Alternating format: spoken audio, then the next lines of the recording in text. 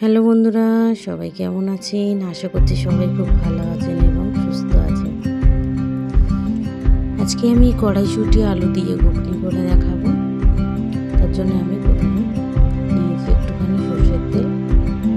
তেলটাকে একটুখানি গরম হতে দেবো, তারপরে দেবো অল্প করে কিছুটা জিরে ফোড়ন।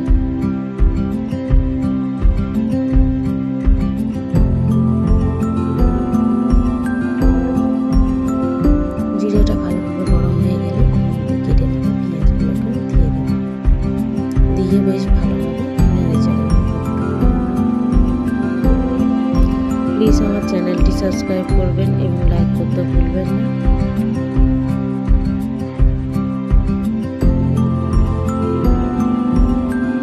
এবার আমি 1 চামচের মতো ওর মধ্যে লবণ দিয়ে দিয়েছি।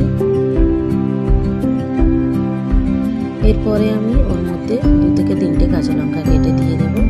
কাঁচা লঙ্কাটাকে এখন দিচ্ছি এই কারণে, কাঁচা লঙ্কার ভাজার গন্ধটা খুব সুন্দর লাগে ঘুগনির মধ্যে, সেই জন্য আমি এখনই কাঁচা লঙ্কাটাকে দিয়ে দিচ্ছি।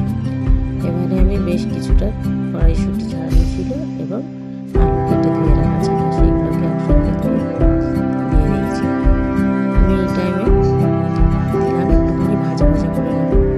গ্যাস ফ্লেমটাকে লো করে একটু ঢাকা চাপা দেব।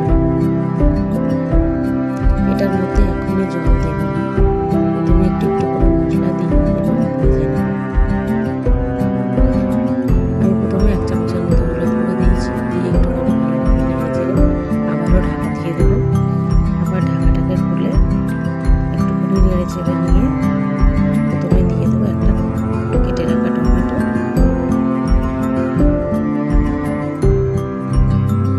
যেহেতু আমি এটাকে একটু মাখা রান্না করবো, সেই জন্য আমি এখানে 1 চামচের মতো আদা রসুনের পেস্ট নিয়েছি।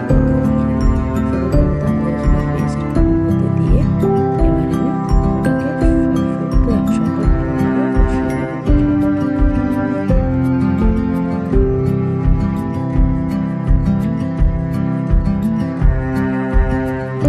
ভালোভাবে কষানো হয়ে গেলে ওর মধ্যে 1 চামচের মতো জিরে মরিচ দেব।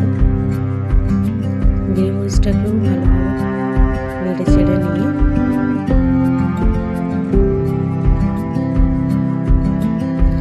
এবার আমি 1 চামচের মতো কাশ্মীরি লঙ্কার গুঁড়ো দেবো কালারের জন্য। আপনারা চাইলে এমনি লঙ্কার গুঁড়ো দিতে পারেন।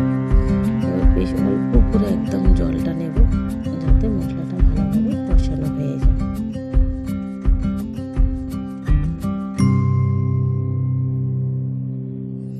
এবার ভালো করে সব কিছু একসঙ্গে নেড়ে চেড়ে কষিয়ে নেব, নিয়ে একটুখানি ঢাকাটা চাপা দিয়ে দেবো। দেখতে পাচ্ছেন ঢাকাটাকে খুলে আমি একটুখানি জল দিয়ে দেবো। এবারে জলটাকে দিয়ে এটা সিদ্ধ হওয়ার জন্য অপেক্ষা করব। এটা বেশ ভালোভাবে সিদ্ধ হয়ে গেলে আমি এবারে একটা অন্য পাত্রে নামিয়ে নেব। দেখতে পাচ্ছেন কত সুন্দর